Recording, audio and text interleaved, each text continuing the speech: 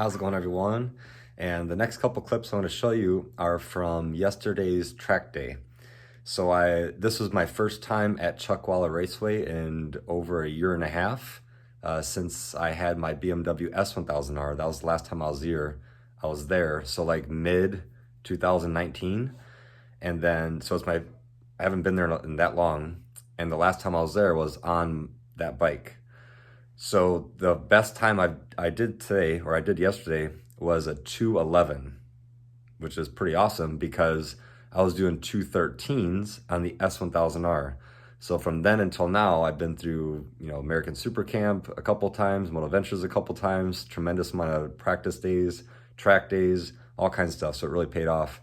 And it's all about the rider, not the bike. So I'm on my 300cc Honda CBR 300R. I have suspension done, brakes, rear sets, clip-ons, and tires, but the engine is the same. It's just a 300cc bike, a 2016 CBR 300 stock engine. And so in the straightaways, of course, all the bikes are flying past me, but in the corners, it's all about the cornering technique. I could care less about how much you twist the throttle. What does that mean, right? But it's all about the corner speed. So a couple clips, I went to the outside of these big, huge 1299 R6000 R1, whatever the hell these bikes are. Maybe you guys could see in the video. I go around to the outside of them or the inside of them or whatever in the corners. Of course, once we're done with the corner, then sometimes they just pass me down the straightaway. But I'm willing to bet if we were on identical bikes, if they were on the same bike that I have, that wouldn't be the case. Or conversely, if I had a bigger bike, since I have better corner speed, I would obviously have more acceleration after the corner and then more acceleration going into it. So it would be the same thing, but I'd just be well ahead. But it was a whole lot of fun riding my 300cc bike at the big, huge track, 2.6 or 7 miles or whatever it is around there.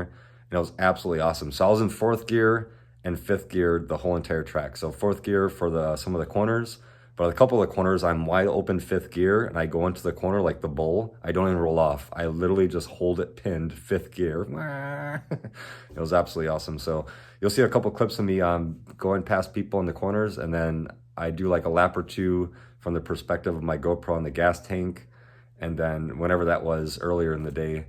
And then one of the last sessions of the day is from the GoPro footage from the back of the bike. So it's like a butt cam type of view. But either way, that's why this is the best thing I could have ever done for my riding career or for my riding ability, especially on track, is to have the smaller CC bike to really understand corner speed, line selection, vision, early on the throttle, and maintain momentum, apex speed, right? Because that's all what it's about on the smaller bikes. And Ari Henning, shout out to him. I met him at Apex one time, and I watched the videos that he does, and I talk to him on Instagram all the time. He does a 158 at Chuckwalla on a 300. So unless I'm doing like 2:05 or something, or 2 minutes, which is a tremendous amount of time to make up, I just have to learn how to be a better rider. I'm not getting another track bike. I'm not buying anything bigger, and it's going to take me a long damn time to get that damn fast. I might have to get like actual slicks for the bike and get tire warmers. Who knows what I need to do.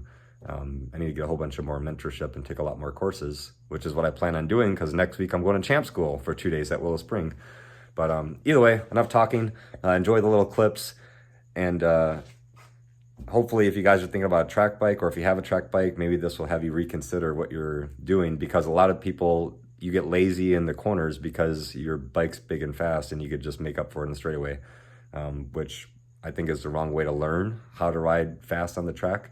I think you should start off with a small bike like this and understand momentum and corner speed, and then slowly build the power. But that's just me, and Lee Parks, and everybody else I've talked to, Cam Peterson, Danny Walker, Josh Turney, Hunter Dunham. Everybody's like, yeah, get smaller CC bike for track riding. That's exactly how you learn. That's the right way to do it.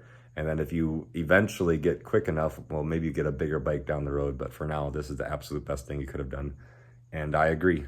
And all the dirt bike training that I've taken, Super Camp and MotoVentures, it's given me tremendous amount of confidence, because in the dirt courses, you're learning to slip and slide and be comfortable with the bike wiggling underneath you, right? And I'm going full throttle in the mud, and I'm like, man, I have a little bit more traction than what I think. And I kind of learn how to manage the slides a little bit, right?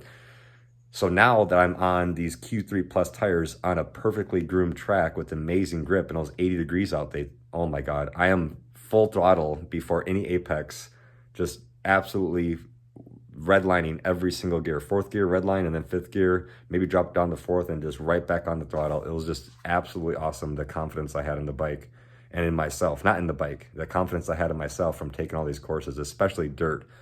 So if you are thinking about or on the fence to take dirt bike courses, absolutely do it. Everything transfers to be a better street rider and to be a better track rider, everything else. It's so incredibly beneficial. So anyways, there you guys. Hope you enjoyed the video of me riding around the track for my first time on this bike at that track. Also the first time with my brand new leathers, my brand new gloves, my brand new boots, and it all worked out fine. Everything was great. This is just a fantastic day.